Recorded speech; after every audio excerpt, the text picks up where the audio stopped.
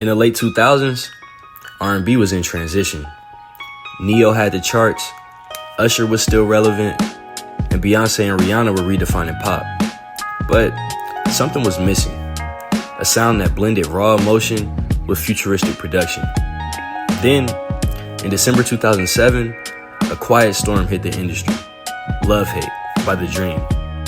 An album that didn't chart like a blockbuster, but quietly rewrote the DNA of R&B for the entire next decade. This is why Love Hate was one of the most important R&B albums of the 2010s, even though it came out in 2007. When Love Hate dropped, Terrius Nash, better known as The Dream, wasn't a household name yet, but behind the scenes, he was already changing the game. He co-wrote Umbrella for Rihanna, Bed for Jay Holiday, and Single Ladies for Beyonce was just around the corner. But with Love Hate, he stepped out from the shadows. No feature-heavy rollout, no flashy singles, just 11 tracks of unapologetically smooth, melodic, and futuristic R&B. And the production, that was handled by Tricky Stewart and The Dream himself. The chemistry was undeniable. Love Hate was minimal but rich, spacey but soulful, and most importantly, melodic. At a time when many R&B songs were just pretty ballads or club hits, Love Hate brought back emotion through texture. Take Shawty as a 10. It flips Prince-like falsettos with trap hi-hats. Or Fast Car, a sensual synthwave banger long before R&B embraced that sound fully. And who could forget falsetto? That track is basically a vocal playground, with stacked harmonies, stuttered hooks, and hypnotic repetitions. It wasn't about the big notes, it was all about the vibe. Dream wasn't just writing love songs, he was creating an aesthetic. He introduced a formula that would dominate 2010's R&B. That included short channelable hooks, layered lo-fi background vocals, melodic runs over trap and synth beats, and emotionally toxic but honest storytelling. Sound familiar? Yeah. It's what made Drake's Take Care so immersive, what gave The Weeknd his edge, what made Future's melodic trap work.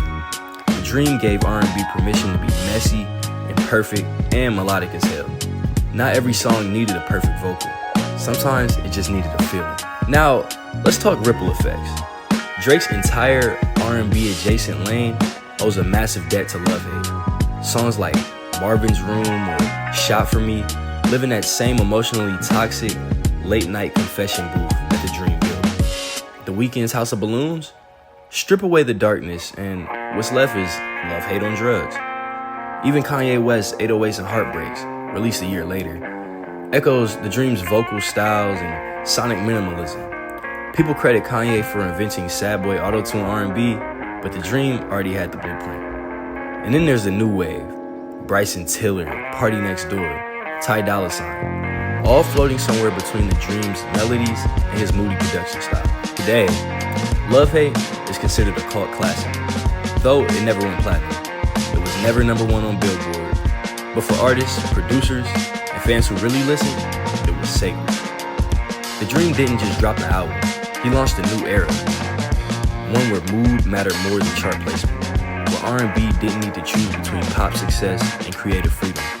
And while he never became the superstar he deserved to be, his fingerprints are everywhere, on your favorite hits, on your favorite artists, on the very sound of 2010's R&B. Love Hate wasn't loud, it didn't scream for attention, but it whispered a new kind of R&B into the world, and the genre never sounded the same. This is why Love Hate by The Dream wasn't just important, it was revolutionary. If you like this breakdown, hit that like button, subscribe. Let me know what you think in the comments. What was your favorite underrated R&B album of the 2010s?